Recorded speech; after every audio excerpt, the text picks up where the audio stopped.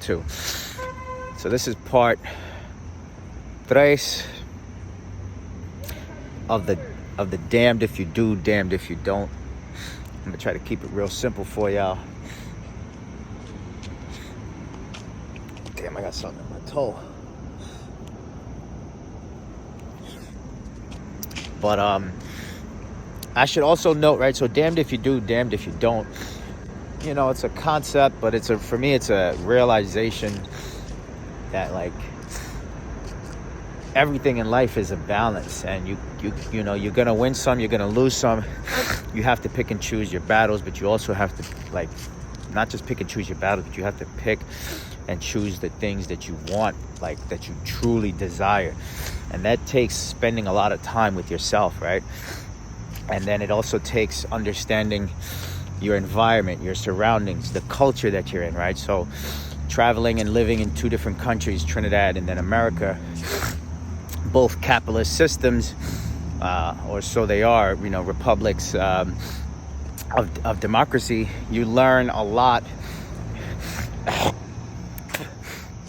just about, like, you know, politics and economics. So I should also preface and go back to, you know, part 2 and part 1 where Shorty, you know, where the young lady in the Foot Locker on Westchester in the Bronx rocked me in my face, because there's a part of me that's like, no, there's no way she hit me with her hand. I've never been hit that hard before, like ever. But I realized that a lot of it was due to my like overly blasé, nonchalant, I don't give a fuck attitude, right? So mind you, this is a $40 basketball jersey that was discounted from $70. And the main reason I think I took it is not because I really needed it. It's not even really like I truly wanted it.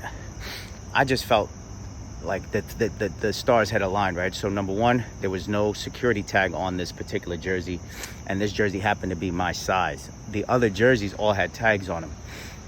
I noticed the staff in the store was very relaxed and kind of nonchalant themselves. So I was like, you know what? Let me do what I do best and nonchalantly walk the fuck up out of here. But I think in doing that, I disrespected Shorty, right? So as I'm walking out, basically I'm holding the item in my hand like I don't give a fuck. I didn't tuck it anywhere. I didn't hide it anywhere. So I'm doing that. And then she kind of like says something like, oh, you're checking out or whatever.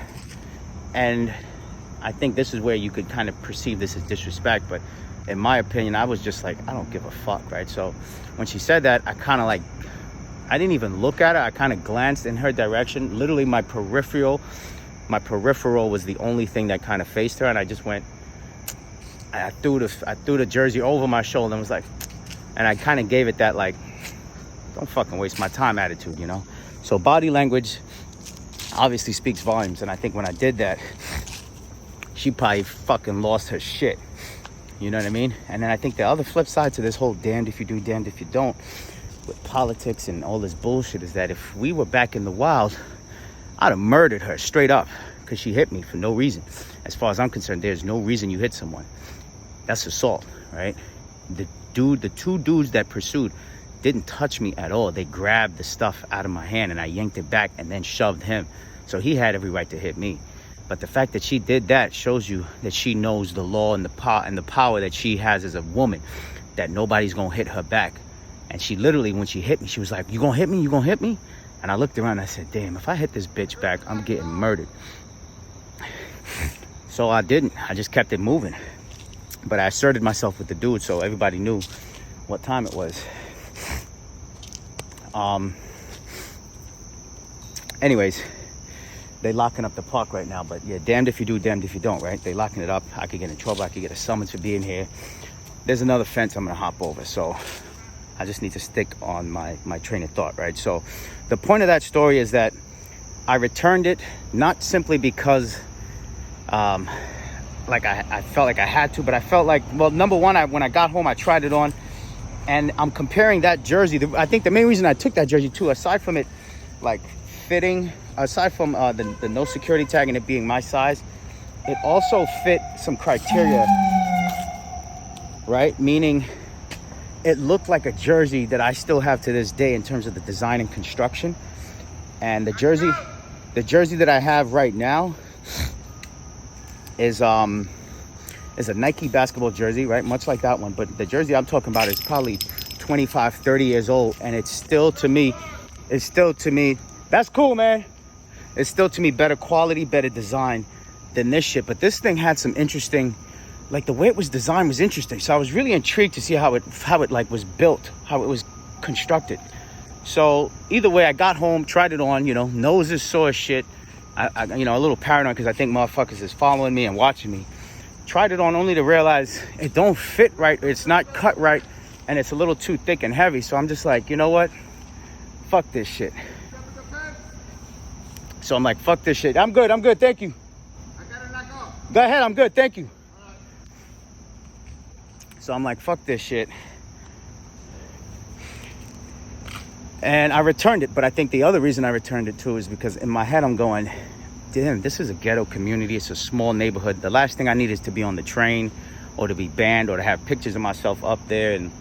Or I run into Shorty somewhere and she's like, oh, you're the mother. And then next thing you know, it's her. So it was a little bit of like, I don't want to say it's fair, but it was a little bit of respect for the community and not wanting to get my ass whooped or murdered over a fucking $40 jersey. Because I know poverty does these things to you, right? So I'm saying all of that simply to say that before I took that jersey a week prior, I was in the Western Beef.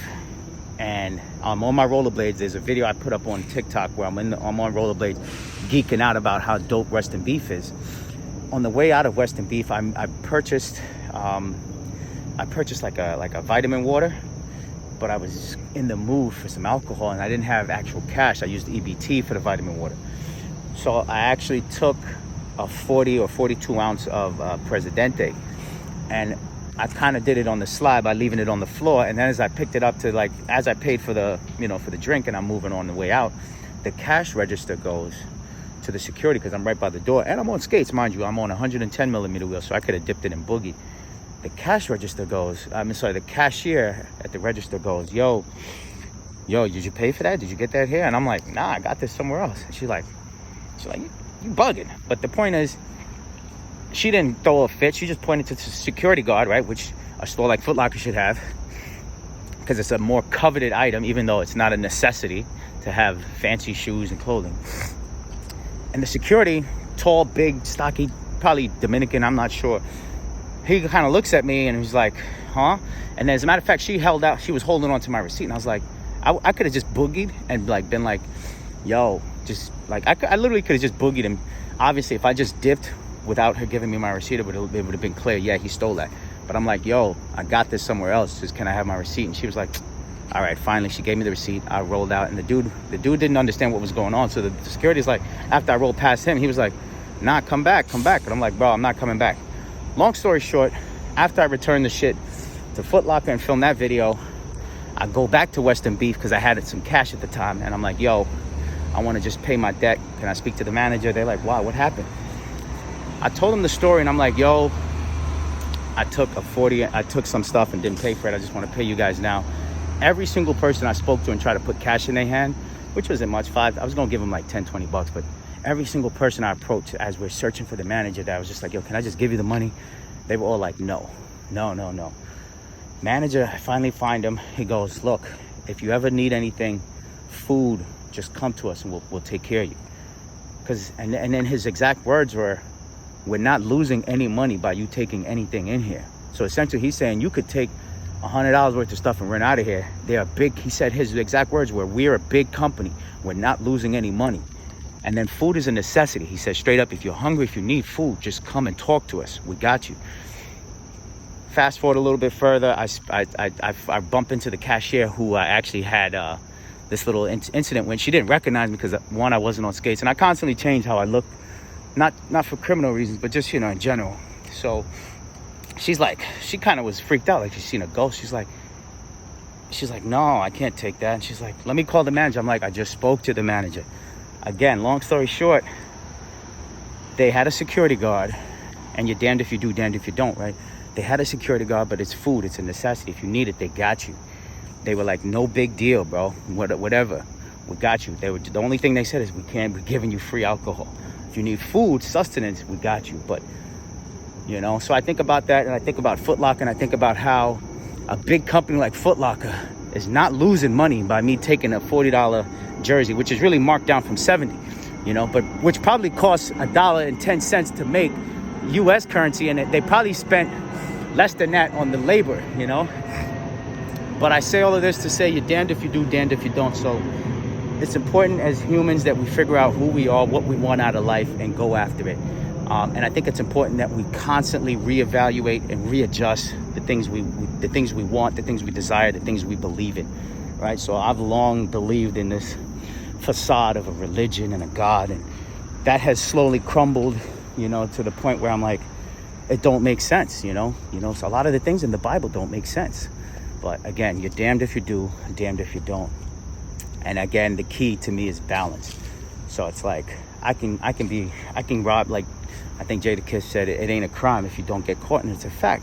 But then somebody like Donald Trump is committing mad crimes, and he's getting caught, and he's openly and flagrant and blatantly doing it, and he's still, God knows, doing what. So the moral of that story, damned if you do, damned if you don't, what that tells me is I got to be a bigger, better, smarter crook than everybody. You know what I mean? Otherwise, there's no way around it. So peace, love, and blessings on that note. Like Junior Reed said, one love, one blood. Adios.